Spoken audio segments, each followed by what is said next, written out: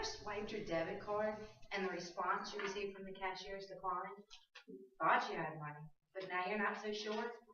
We've all been at Walmart at some point, and the person in line in front of us has had trouble with their debit card. So the purpose of my speech today is to persuade everyone to balance your checkbook on a regular basis. I feel qualified to speak to you about this topic because I have worked at a bank for many years, and I have balanced many customers' checkbooks. Although some people think balancing your checkbook is ordained, you should balance your checkbook on a regular basis. This will help prevent you from having overdraft fees, checks being returned, and even more important, the embarrassment of having your debit card declined. The first point I'm going to cover is the cost of overdraft fees. Most banks charge upwards of $35 per item that clears your account. According to savingsaccounts.com, overdraft fees can add up quickly. Most banks have a limit on how many charges they can charge per day. That limit's normally 5. But still at 5 charges per day at $35 per item, it's $175 to be overdrawn for one day.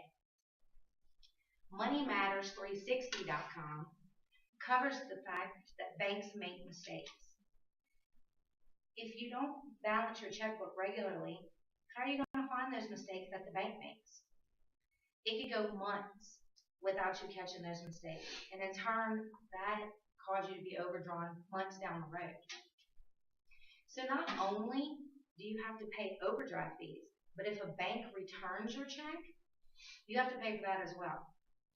Dave Ramsey talks about this in his article, How to Balance Your Checking Account. He states that you should balance your checkbook so you don't have returned checks. About.com stresses the fact that people forget to write down their transactions. When you forget to write something down, then you can probably have bounced checks. So not only does a bank charge you for returning your check, but then those merchants charge you on top of that for your check being returned. So you're getting charged twice for one check. The last point I'm going to cover is having your debit card declined.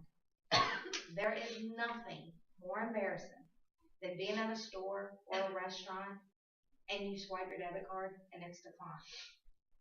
Although sometimes the Visa MasterCard networks do go offline, normally it's because you had a miscalculation in your checkbook and you're overdrawn. CapitalOne.com states that balancing your checkbook helps you keep track of all your transactions. And by keeping track of your transactions, you always know your balance. So you always know what you have available to you to spend on that debit card. So in conclusion, I hope I was able to share with you the benefits of balancing your checkbook and persuade you to balance your checkbook. By balancing your checkbook, it helps you avoid those return checks and the overdraft fees and the embarrassment of having your debit card declined. I felt that I was qualified to speak to y'all about this because I have worked at a bank for a long time and I have seen the troubles that not balancing your checkbook can cause. No one wants to be that person in the Walmart line that keeps swiping their debit card and it keeps getting out of line. But to help avoid all of that, there's overdraft protection you can apply for. You can also get a savings account that links to your checking account. If you ever need the money, it automatically transfers it in there for you.